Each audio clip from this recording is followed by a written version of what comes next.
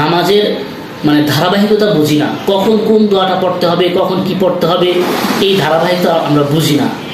আমি এই অল্প 1 মিনিটের মধ্যে ইনশাল্লাহ আপনাদেরকে ধারাবাহিকতা বুঝিয়ে দিচ্ছি। দেখেন আমার সাথে আপনি যে নামাজ পড়েন, সালাত আদায় করেন, সেটা মিলে কিনা। যেমন আমরা তাকবীরে তাহরিমা আল্লাহু আকবার বলি, আল্লাহু আকবার বলে হাত উঠাই, উঠানোর পরে আমরা কি পড়বো? সানা যে দোয়াটা আছে, সুবহানাকা আল্লাহুম্মা, এই দোয়াটা আমরা পড়ে নেব ইনশাআল্লাহ। এই দোয়াটা শেষ হলে আমরা তাআউযু পড়বো।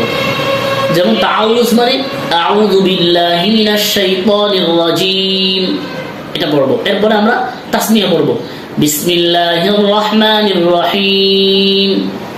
পড়ার পরে আমরা সূরা ফাতিহা, আলহামদুলিল্লাহি রাব্বিল আলামিন, এই সূরা পড়বো। এরপরে অন্য যে কোনো একটা সূরা পড়বো, তবে ওই সূরা ফাতিহার পরে আমিন বলতে হবে, আমিন আমিন। এটা আস্তেও পড়া যাবে, জোরেও পড়া যাবে, দুইটা রাসূল সাল্লাল্লাহু আলাইহি ওয়াসাল্লাম দ্বারা প্রমাণিত। তবে জোরে এত অধিক না, আওয়াজ বেশি উঁচু হবে না, স্বাভাবিক আওয়াজ হবে, আমিন, স্বাভাবিক হবে।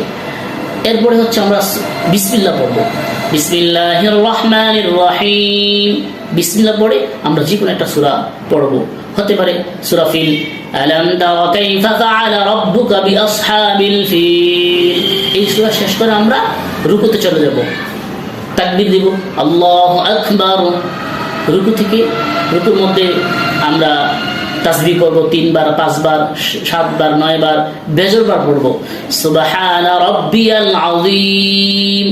তাসবিহ পড়ার পরে আমরা সামিআ আল্লাহু লিমান হামিদা, রব্বানা লাকাল হামদ, আমরা এই তাসবিহটা পড়ে নিব। তো যারা ইমাম সাহেবের সাথে পড়ে নামাজ, তারা রব্বানা লাকাল হামদ বলবে, আর যারা একা একা পড়ে তারা সামিআ আল্লাহু লিমান হামিদা সাথে পড়বে, রব্বানা লাকাল হামদ। একটু দাঁড়াবে, কয়েক সেকেন্ড রুকু থেকে উঠে দাঁড়াবে, এরপরে যাবে সিজদায়, আল্লাহু আকবার বলে সিজদায় যাবে, সিজদায় গিয়ে ওই তাসবিহ পড়বে, সুবহানা রাব্বিয়াল আ'লা 3 বার, 5 বার, 7 বার, বেজবার পড়বে ইনশাআল্লাহ। হ্যাঁ, যাদের আল্লাহর সাথে সম্পর্ক ভালো, তারা যেন 3 বার না পড়ে, তারা যেন বেশি তাসবিহ পড়ে।